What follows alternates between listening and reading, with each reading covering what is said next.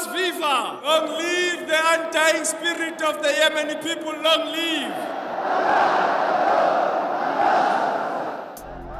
ইয়েমেনের সানা শহরে আয়োজিত এক সম্মেলনে ফিলিস্তিনের প্রতিরোধ বাহিনী চিরজীবী হোক বলে স্লোগান দিয়েছেন নেলসন ম্যান্ডেলার নাতি জুয়েল ভেলিল ম্যান্ডেলা। এদিন সানায় ফিলিস্তিন জাতীয় কেন্দ্রিক ইস্যু শিরোনামে আয়োজিত তৃতীয় আন্তর্জাতিক সম্মেলনে বক্তৃতা দেওয়ার সময় তিনি আরও বলেন, লেবানন ও ফিলিস্তিনের পক্ষের অন্যান্য প্রতিরোধ বাহিনীগুলো চিরজীবী হোক। ম্যান্ডেলা বলেন, লেবাননের প্রতিরোধ বাহিনী অন্যান্যরা ফিলিস্তিনের জন্য লড়াই করছে, অতএব আগ্রাসন ও দখলদারিত্ব ফিলিস্তিনিদের দমিয়ে রাখতে পারবে না।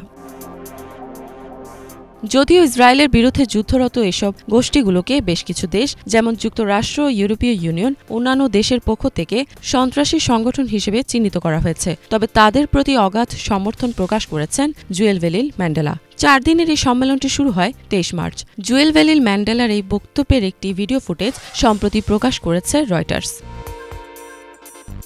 সম্মেলনে নেলসন ম্যান্ডেলার নাতি ও সাউথ আফ্রিকার পার্লামেন্ট সদস্য জুয়েল ভেলিল ম্যান্ডেলা তার বক্তৃতা শুরু করেন নদী থেকে সাগর পর্যন্ত ফিলিস্তিনের মুক্তির স্লোগান দিয়ে। তিনি সম্মেলনের আয়োজকদের প্রতি কৃতজ্ঞতা জানিয়ে বলেন, সানায় উপস্থিত থেকে প্রকৃত বিশ্বাস ও অটুট শক্তির অনুভূতি বোঝার সুযোগ পাওয়া তার কাছে বেশ সম্মানের। তিনি আরও বলেন, তারা ইয়েমেনের মানুষদের নিয়ে গর্বিত ও পৃথিবীর বিভিন্ন প্রান্ত থেকে সম্মেলনে একত্রিত হতে পেরে আনন্দিত। ম্যান্ডেলা আরও উল্লেখ করেন, এই আন্তর্জাতিক সম্মেলন ফিলিস্তিনের উল্লেখযোগ্য দিকগুলো সামনে নিয়ে এসেছে। তিনি বলেন, শত্রুর প্রচারণা মোকাবেলা করতে ও ফিলিস্তিনের পক্ষে শক্তিশালী আন্তর্জাতিক সমর্থন ও সংহতি গড়ে তোলার প্রয়োজনীয়তা রয়েছে।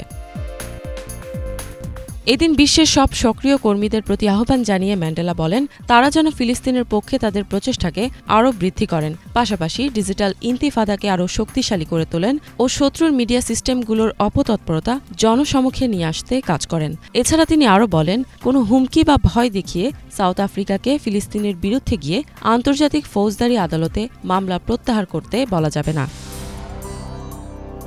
2024 সালে ফিলিস্তিনের সমর্থনে আয়োজিত একটি ইভেন্টে বক্তৃতা দেওয়ার জন্য ব্রিটেনে যাওয়ার অনুমতি পাননি ম্যান্ডেলা। এর পেছনে কারণ হিসেবে তার ফিলিস্তিনের প্রতিরোধ বাহিনীর প্রশংসা করার বিষয়কে সামনে আনা হয়। ম্যান্ডেলার যুক্তরাজ্য ও আয়ারল্যান্ড সফরে লন্ডন, ব্রিস্টল, শেফিল্ড, এডিনবার্গ ও গ্লাসগোতে বিভিন্ন ইভেন্টে বক্তব্য দেওয়ার কথা ছিল, তবে তার প্রথম ইভেন্টের জন্য নির্ধারিত ফ্লাইট বাতিল করতে হয়, কারণ তার ভিসা সময়মতো জারি হয়নি।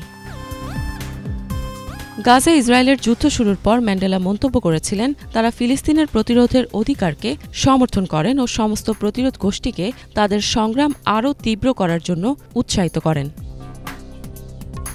ইফাত জাহান, বাংলাভিশন।